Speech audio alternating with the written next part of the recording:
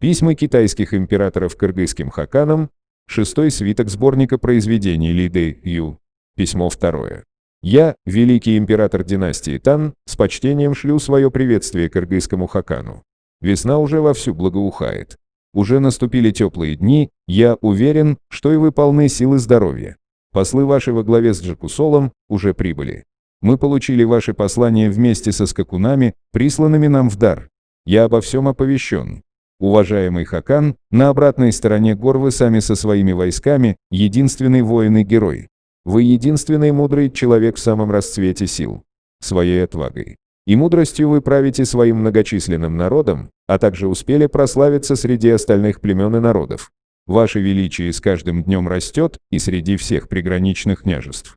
Мы оценили ваше чистосердечие и искренность потому, как вы послали к нам послом собственного министра, послали к нам в дар лучших скакунов.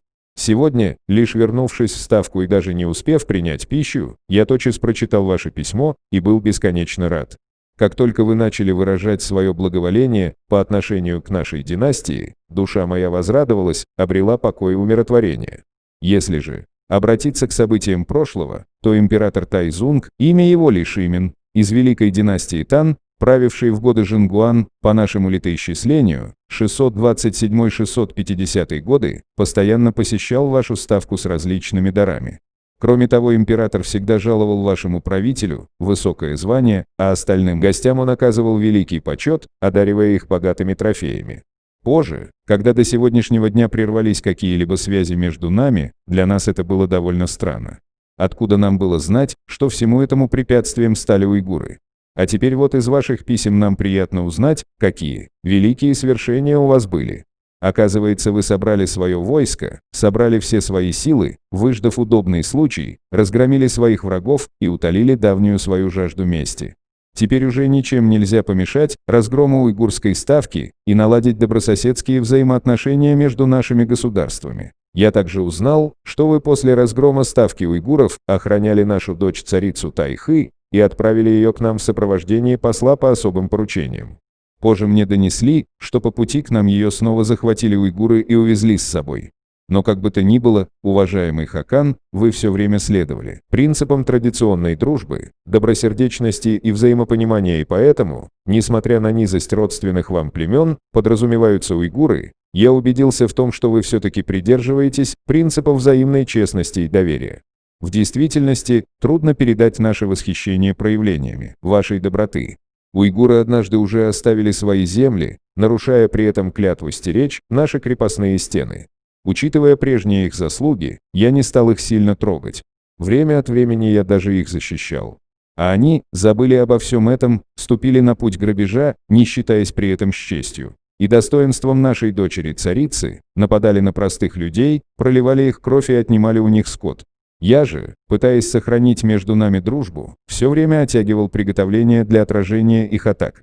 Так и шли месяц за месяцем и год за годом. Наши пограничники – весьма выносливые люди, каждый из них делал все возможное и достойно нес свою службу. Рано или поздно ставка уйгуров будет разбита, и тогда наша дочь-царица вернется к нам. Кровопийцам, чьи преступления уже перешли все границы, пока удается проскочить через наши расставленные сети. Как вы думаете, на кого теперь будет опираться их простой народ? Уважаемый хакан, хотя вы и далеко отсюда, тем не менее, надеюсь, вы примете в этом деле самое непосредственное участие.